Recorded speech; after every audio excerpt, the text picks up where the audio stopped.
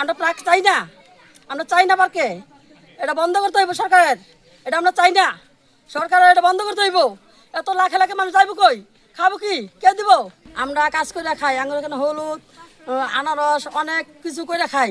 আঙ্গুর সন্তান নিয়ে আমরা কাজকর্ম করে দিন মজুর যা পাই এটা নিয়ে আমরা ঘরে ডাল চাল যাই পাই কেনাকাটা করে রান্না করে আমরা খাই, গয়া সন্তান নিয়ে শান্তিতে ঘরে বসবাস করতে পারি।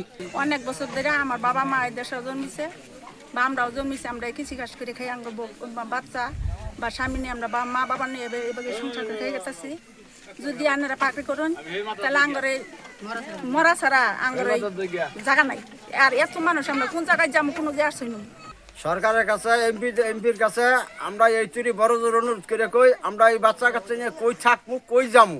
যদি এই একটা পদক্ষেপ সরকার নেয় তাহলে আমরা সবাই মিলে যেটা থাকতে পারি। আমরা একবারে গরিব দরিদ্র মানুষ। আজকে মানববন্ধন করলাম ইকো পার্ক উপলক্ষে। আমরা চাই এখানে ইকো পার্ক না হোক, আমাদের এখানে আমরা জন্মগতভাবে এখানে আছি, আমাদের বাড়িঘর আছে, আমাদের যাওয়ার কোনো জায়গা নেই। সরকার যেন আমাদের দিকে লক্ষ্য রাখে। এখানে এক্ষেত্রে 1.5 লক্ষ মানুষকে মদ তৈরি করার জন্য পরিকল্পনা গ্রহণ করে এই সরকারের বিরুদ্ধে, যাতে এই মদ তৈরি হয়। যে এই এলাকার মানুষ কৃষি বান্ধব মানুষ, এই এলাকার মানুষ এই আনারস চাষ যেটা হয় এটা এবং কি দেশ এবং বিদেশ দুটাই চলমান বাহিরে যায়। এই আনারস থেকে যেন দেশের বড় একটা আর্থিক নষ্ট না হয়, এই যখন পার্কটা হবে এটার জন্য এখানে 500 থেকে 1000 বাড়িঘর পড়ে। সবাই কৃষি বান্ধব মানুষ, কাজ কাম করে খায়।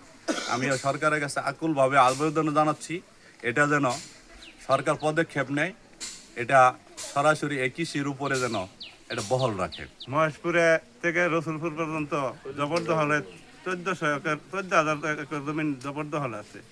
ওইগুলো জায়গা মধ্যে ইকো পার্কে না করে আমাদের এমপি মহোদয় আমাদের সন্তোষপুরে এই ইকো পার্কে আনছে। আমি এমপি মহোদয়ের কাছে অনুরোধ করব যাতে আমাদের এলাকার মানুষের ক্ষতি না হয়, যাতে এলাকার মানুষ এই পাহাড়ের উপরে নির্ভর। যারা আমরা কৃষি ফসল করতেছি আমরা কিছু কিছু পাই, আর যারা কাজ করতেছে তারা এটার উপরে জীবন জীবিকা চালায়। আমি সরকারের কাছে অনুরোধ করতেছি যাতে ইকো পার্কে না দিয়া অন্য জায়গায় সরাই নেয়। মাননীয় প্রধানমন্ত্রীর কাছে মানববন্ধন করার উদ্দেশ্য হলো সরকারের কানে পৌঁছানো যে আমাদের এখানে পাহাড় বলতে এখানে খাস জমি, তবে এখানে কোনো অরণ্য পাহাড় না, এখানে চিটাগাংয়ের মতো পাহাড় না। এখানে কৃষি জমি আছে, এখানে কৃষক ফসল ফলায়, উপরে গাছ আছে, সরকারি জমির ভিতরে গাছ আছে, সেগুলো দেখশন করার পরে আমরা যে নিচে ফসল আবাদ করে খাই। এখানে আমাদের এলাকায় দরিদ্র মানুষ। আমি মাননীয় প্রধানমন্ত্রীর কাছে একটাই আবেদন জানাই, এখানে যদি পার্ক হয় তাহলে আমাদের এলাকার মানুষ না খেয়ে মারা যাবে।